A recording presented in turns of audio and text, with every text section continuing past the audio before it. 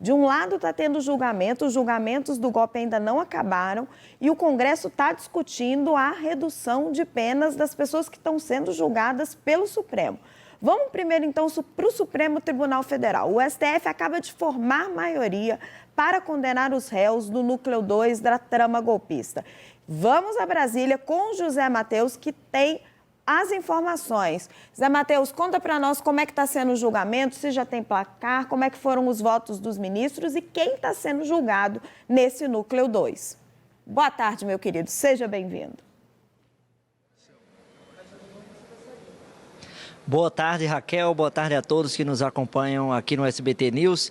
Raquel, a primeira turma do Supremo Tribunal Federal condenou por unanimidade os réus desse núcleo da trama golpista. 4 votos a 0. O ministro Flávio Dino foi o último a votar agora há pouco, acompanhando também o relator ministro Alexandre de Moraes. Antes do ministro Flávio Dino, o ministro Cristiano Zanin e a ministra Carmen Lúcia também votaram pelas condenações de 4 dos 6 réus desse núcleo 2 da trama golpista que está em julgamento no Supremo Tribunal Federal.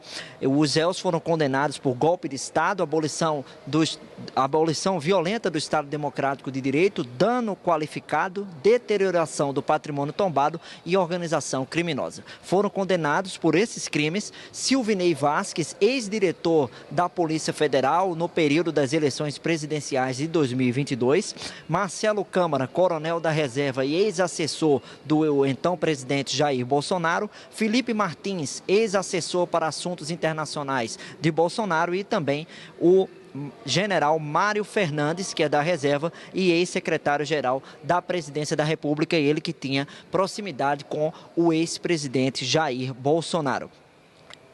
E em relação a outros 2 réus, em um deles houve uma absolvição, que foi de um delegado da Polícia Federal, o ex-secretário executivo de Segurança do Distrito Federal, Fernando Souza Oliveira. Em relação a Marília Alencar, delegada e ex-diretora de inteligência do Ministério da Justiça, ela foi condenada por organização criminosa armada e abolição violenta do Estado Democrático de Direito, porque o ministro Alexandre de Moraes e os outros 3 da primeira turma do STF entenderam que não há um nexo causal em relação ao que foi apontado contra ela com o 8 de janeiro. Ela foi condenada ali basicamente pelo contexto das blitzes realizadas pela Polícia Federal, principalmente em estados do Nordeste, no dia do segundo turno das eleições de 2022, aquelas blitzes que foram realizadas no Nordeste, que é uma região onde o atual presidente Luiz Inácio Lula da Silva tinha um volume maior de eleitores em comparação com Jair Bolsonaro, que era candidato à reeleição.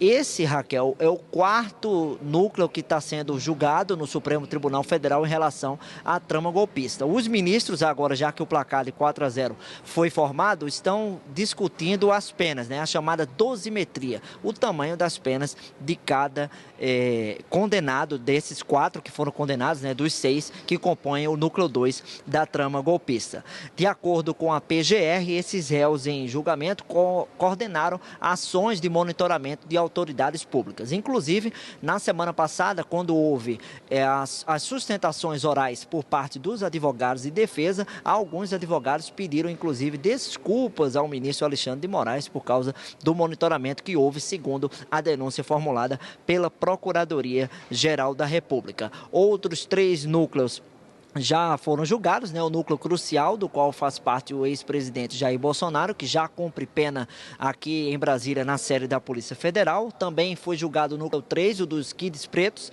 e também o núcleo 4 da desinformação. Há um núcleo pendente que será julgado provavelmente no ano que vem, né? Já que, na verdade, será no ano que vem, já que o Supremo Tribunal Federal entrará em recesso a partir da próxima semana, o recesso tradicional do Poder Judiciário, que só voltará às atividades nos plenários em fevereiro. Isso acontece porque esse núcleo que está pendente, Raquel, há uma dificuldade para intimar Paulo Figueiredo, que é jornalista e empresário e está residindo nos Estados Unidos. Ele é um dos réus desse núcleo.